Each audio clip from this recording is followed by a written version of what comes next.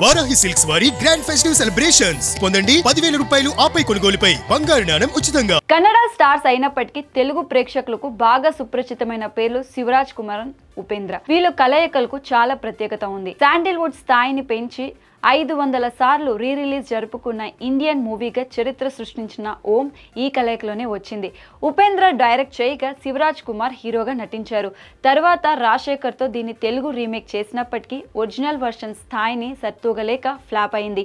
3 దశాబ్దాల తర్వాత ఈ ఇద్దరు 45 కోసం కలుసుకున్నారు. మ్యూజిక్ డైరెక్టర్ అర్జున్ జన్య దర్శకుడుగా తెరంగేటం చేసిన 45 కన్నడలో క్రిస్మస్ రోజు విడుదల కాగా తెలుగులో వారం ఆలస్యంగా జనవరి 1 రిలీజ్ చేశారు. పోస్టర్లు, ట్రైలర్లు చూస్తే ఇదేదో డిఫరెంట్ కాన్సెప్ట్ అని ఆడియన్స్ కి అర్థమైపోయింది.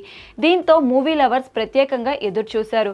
కానీ బ్యాడ్ లక్ ఏంటంటే ఇంత క్రేజీ కాంబినేషన్ అంచనాలు అందుకోలేకపోవడంలో విఫలమైంది. శివన్న, ఉపేంద్రకు తోడుగా రాజ్ బి శెట్టి ఉన్నప్పటికీ పూర్తి స్థాయిలో మెప్పించలేక 2 భాషల్లో మిక్స్డ్ రెస్పాన్స్ తెచ్చుకుంది. కథగా చెప్పాలంటే వినయ్ అనే సాఫ్ట్వేర్ ఉద్యోగి కలలో ఒక యాక్సిడెంట్ జరిగి ఎవరిదో కుక్క చనిపోయినట్టు కనిపిస్తుంది. తర్వాత అది నిజమవుతుంది. రాయప్ప అనే జాన్ కి చెందిన ఆ కుక్క నిజ జీవితంలో వినయ్ వల్ల ప్రమాదం జరిగి ప్రాణాలు కోల్పోతుంది.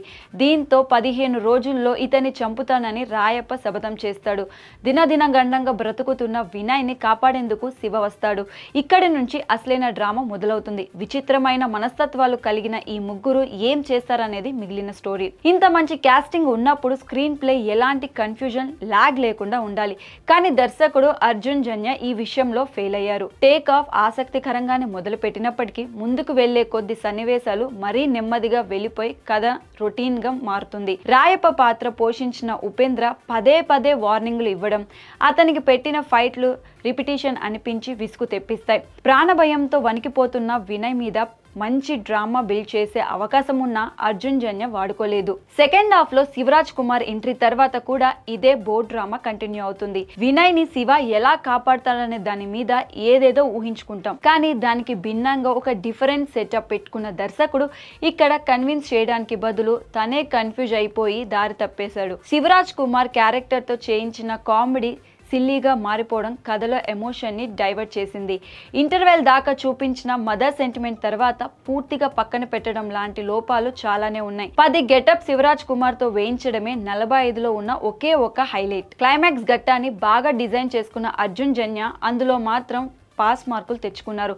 టెక్నికల్ గా 45లో మంచి స్టాండర్డ్స్ ఉన్నాయి. కానీ వాటిని సరైన రీతిలో వాడుకోలేనగా రైటింగ్ లేకపోవడం ఈ సినిమాకు శాపంగా మారింది. చివరి దాకా ఓపిక్గా కూర్చుంటే చివరి ఎపిసోడ్లో అర్జున్ జన్య మెప్పిస్తారు. కానీ థియేటర్ నుంచి బయటికి వచ్చి బాగుందని చెప్పడానికి అదొకటే సరిపోలేదు. మల్టీ స్టారర్ అంటే ఆర్ఆర్ఆర్ లాగా స్టార్లను బ్యాలెన్స్ చేసే విధానం ఉండాలి.